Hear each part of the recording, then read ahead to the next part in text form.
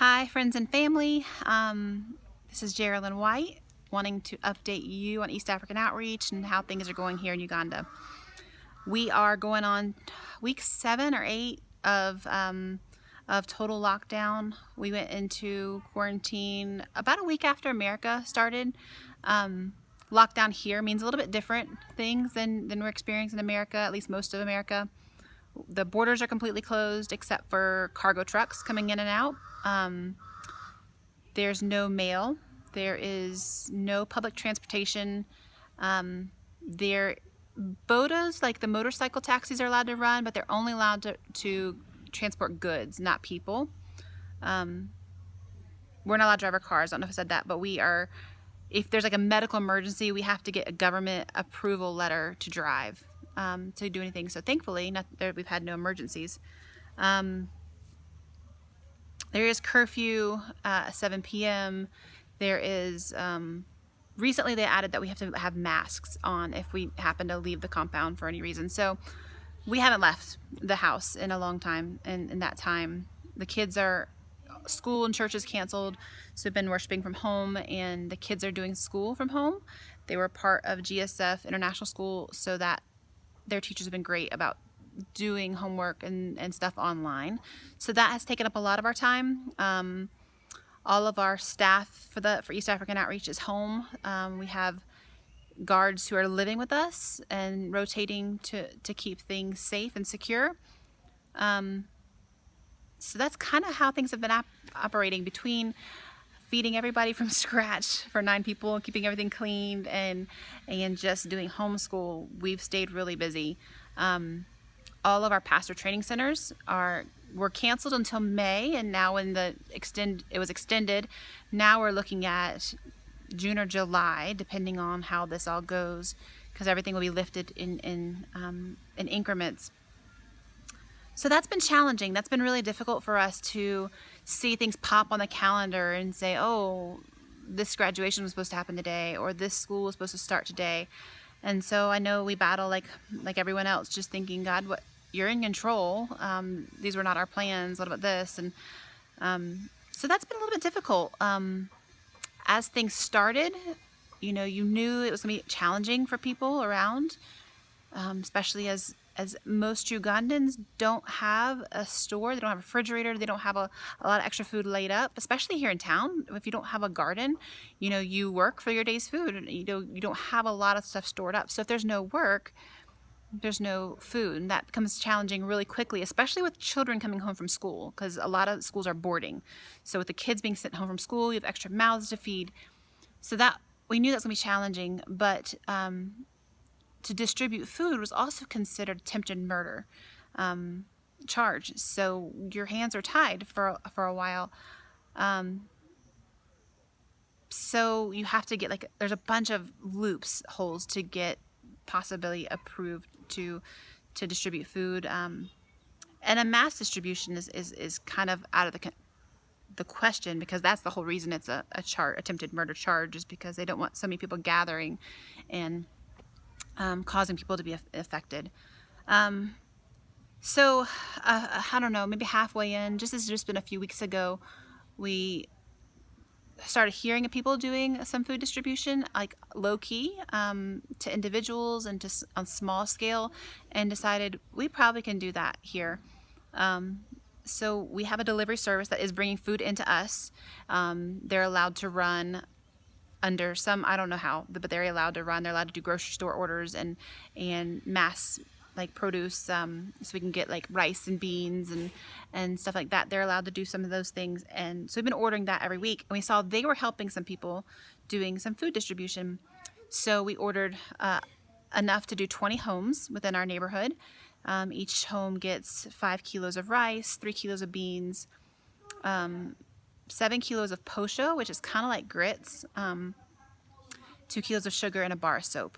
So we ordered enough for 20 houses, and just slowly started identifying who are people among our neighborhood who really are in need. And slowly, some of our guys, we weren't able to move, but some of our guys who work with us here, the ones that are staying, have been moving out to just deliver those things to our neighbors.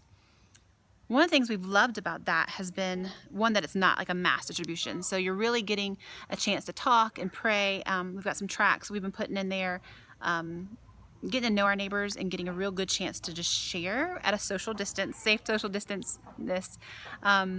So we've done 2 of those, 2 orders, so 40 houses. Some cool things have happened in that. One house we ended up at, identifying one person at that place that probably needed, and when we arrived we found out there was another family who was like a teenage girl who'd been abandoned by her parents. Her parents just left her in this situation, so she's there by herself taking care of her siblings. So the next day we went back and delivered to her. When that delivery happened, come to find out, in this one compound, this one house, walled house, there are 100 people living at that house. So all the rooms are divided up like apartments, and there were 100 people living there. So we brought everything we had left there and then did another distribution so that every family got a full pack at that place. And Gracious was one of the ones leading that distribution, and he prepared a message and was ready to share the gospel. And he said, "Do you have a Bible? If anyone has a Bible, pull it out." And one woman had a Bible of all the people who were gathered, and everyone didn't gather. It was like, a representative from each family, through our trying to be careful of the mass gathering. But only one person had a Bible, and it was torn up, a very old Bible. And someone mentioned, can you get us Bibles? And he said, maybe, I think I can probably help you with that. And then other ones stopped him and said, your church, we're doing it in the church's name. Other people kept asking, is there some way like you could start bringing us some teaching every week, or bring us Bible study every week? So we're really excited about the possibility of what that could bring just around the corner. Another neat thing that happened was, we live in a Muslim neighborhood. There's a mosque and a Islamic institute right across the street from us. And this is the month of Ramadan. So this is their holy month, and they fast every day and eat only at night.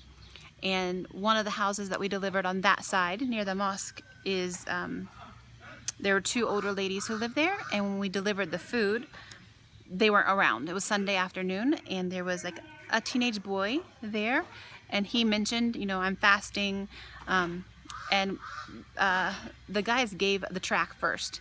And so when they gave him the track, on the front it says a gift from the Lord, and he's you can hear the guys behind me, a gift from the Lord, and he looked at the book and said, I'm really hungry, but maybe if I read this I'll be satisfied. And when he came back and told us that, I just prayed, Lord, I do pray that he finds true satisfaction in what he finds in your word. So there's been some really, really cool opportunities. We're excited about the relationships that is growing in this neighborhood, especially among our Muslim neighbors. We are also got a call from Robert out in Zigu, which is where we have the sponsorship program. And at first, he was sharing that in the villages it's much easier. The people have gardens. They're able to get food even if there's no work. But as we were this is 2 weeks ago. Yeah, I believe 2 weeks ago is when he called and said, yeah, it's getting really tough now. Everything that's of harvest is finished. Everything that people have in store is done. And he started visiting some of our sponsor homes who are living at different financial statuses, and started finding across the board people are really, really struggling, especially some that we know are just in bad cases anyway. So we were also able to make 2 food distributions out there. We sent money to Robert, and Robert ordered a truck load of food, and again has slowly been just one at a time doing deliveries. Some of the sponsorship children actually who stay with Robert, even though school is is closed, have been using bicycles and riding like 3, 4, 5 miles sometimes to deliver food to each of the homes. So he's been having great assistance there. So all that to say, we're fine. We feel very safe. The situation is dire around us, but praise God, like when we put the word out that was a need, the Lord showed up through you. So thank you for everything you've done. Thank you for your prayers. Thank you for your support. Thank you for partnership and ministry. We love you, and we'll update you soon.